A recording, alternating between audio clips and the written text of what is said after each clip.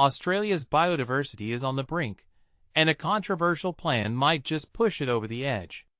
Critics are sounding the alarm as federal Labor appears poised to repeat the same mistakes that failed to protect habitats in New South Wales, NSW. But here's where it gets even more troubling. While the coalition's internal battles over climate dominate headlines, Labor's sweeping overhaul of biodiversity offsets and nature laws has slipped under the radar, largely escaping public scrutiny. And this is the part most people miss. The proposed changes could undermine environmental protection even further, despite glaring evidence of past failures. The federal government's plan includes a seemingly convenient solution: a restoration contributions fund. Developers could simply pay into this fund instead of actively restoring habitats damaged by their projects. Sounds efficient, right? Wrong. This approach mirrors a flawed system already in place in NSW, where similar funds have led to unfulfilled promises, insufficient offsets, and habitats left in ruins. But here's the kicker. The legislation would also overturn a ban on offsets being part of the federal nature market, a move that has environmentalists up in arms. Rachel Walmsley, from the Environmental Defender's Office, warns that these proposals would nationalize a broken system, despite overwhelming evidence of its failures in NSW and beyond. Biodiversity offsets are meant to be a last resort, a way for developers to compensate for unavoidable harm by restoring equivalent habitats elsewhere. Yet, as former competition watchdog chief Graham Samuel revealed in his 2020 review, they've become the go-to policy for approving developments that threaten endangered species.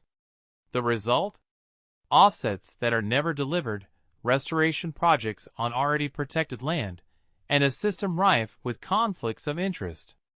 In NSW, developers can either secure offsets themselves or buy credits on a market where landowners undertake conservation work. Alternatively, they can pay into a state-managed fund, leaving the government to find suitable offsets. But investigations, including a damning Auditor General report, have exposed critical flaws. The fund often accumulates money while failing to secure enough offsets, leaving species at greater risk of extinction. Despite recent attempts to limit these practices, the damage is already done. Dr. Megan Evans, an expert on offsetting, warns that the federal legislation risks repeating these state-level failures. Pay-and-go offset schemes simply don't work, she says. They allow harm to threaten biodiversity to continue, while the state struggles to find scarce or non-existent offsets. Yet, the Clean Energy Council argues the proposed fund would offer flexibility for renewable project developers. But at what cost? The government is also considering relaxing like-for-like rules, which ensure offsets benefit the same species or ecosystem harmed. Professor Brendan Wintle calls this absurd, pointing out it could allow developers to trade offsets for entirely unrelated species or habitats. Even more controversially, the legislation includes a top-up provision, meaning taxpayers could foot the bill when developer contributions fall short. Professor Martine Marin argues this shifts the burden of environmental destruction onto the public, rather than holding developers accountable. She emphasizes that some ecosystems are so endangered that offsets cannot possibly compensate for their loss. Turning offsets into an easy payment option undermines the very purpose of environmental protection, she warns. So, here's the question.